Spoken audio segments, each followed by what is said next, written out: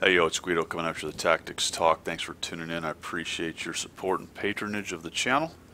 I have loaded into Paris in my German Panther 8.8 Tier 8 medium premium tank, and I am in a 357. Not a bad matchup for me. We have spawned over on the west side, and I am headed down to the south. And you might say, Guido, why are you headed down to the south in your medium tank? Well, as I look at the setup, take a look at it here. They are not super heavy, so I'm not that afraid of any of the tanks that are going to come down here. And I figure that with the 8.8, the great rate of fire, the decent penetration, that I may be able to help the heavies break through down here. You know, sometimes when you go down to the heavy meta area in your medium, you can find ways to become a wedge, get in there and attempt to break through, to crack the defense with you as the sharpened wedge. The other thing you sometimes find is that the meta is not followed and it looks a little bit odd. I sort of thought we might see something like that based on the tanks that they had and the setup that they had. And as I saw them push in, initially I said, well, it looks like probably the 103 is going to push down and around, but he's got big trouble. Because we are sitting here with the 4502, the 100-01, the E75, and the T10. We are quite a bit heavier. But he didn't really push in. He sort of stopped at that corner over there, and our guys kept pushing. And I got rammed by the JT. So I decided, well, you know what? This is odd. It's not really how it goes. There's nobody keeping me honest right there, so I'm going to move up. And it looks like everybody else is doing the same.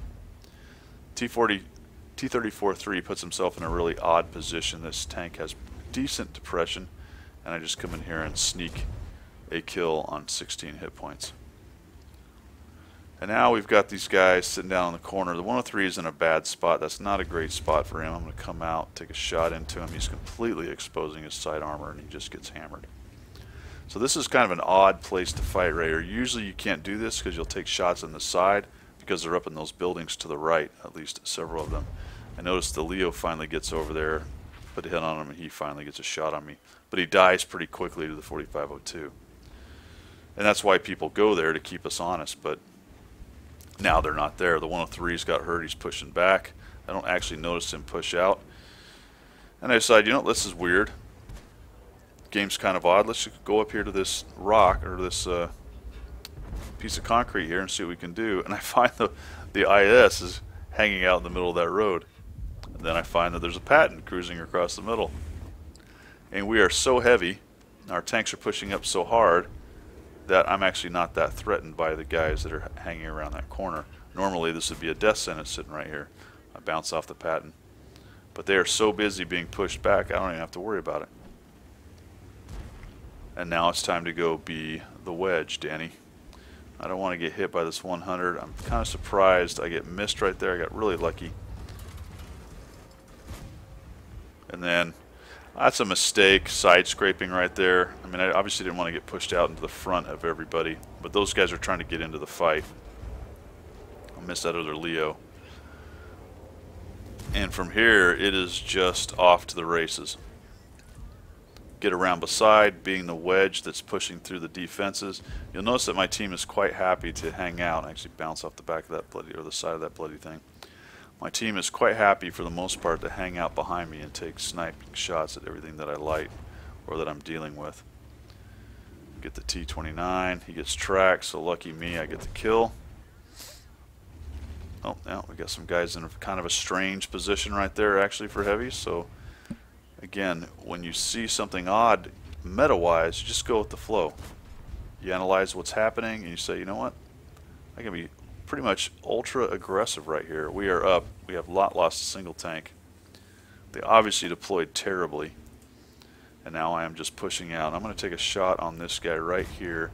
I actually was trying to track him because I was trying to make sure that he couldn't come around the corner and just lay all his shots into me. I'm just going to go around him. Now he can't fight us from every direction.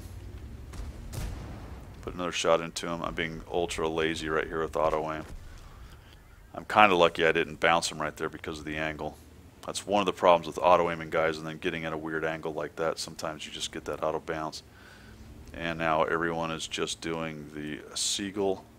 Mine. And I'm going to come around the corner. This time I will actually stop, zoom, and take a shot.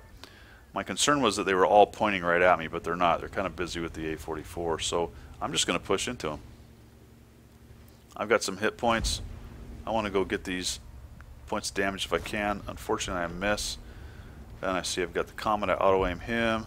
Someone kills him, so I'll just auto-aim that guy, kill him. My intention here is just come right at him, blitzing and ram. Shoot and ram. Boom and ram. And I end up killing him.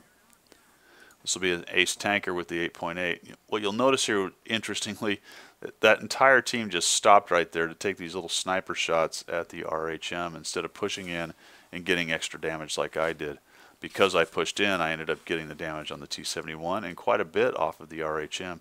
Where had I been sniping up there, who knows what I would have got jockeying for position with all those guys up there. So this is obviously a raffle stomp, 15-1. I end up with an ace tanker, like I said, but it's a good example of sometimes you just find that the situation is a little odd and you've got to adjust what you usually do, and then there is a point where you have to decide, especially in a game like this where you're chasing the hit points, that you know it's just time for me to put the pedal to the metal and fire as I go, and I need to be out in front shooting everything that I can find, gobbling up as many hit points as I can. Well, I hope you learned something right here.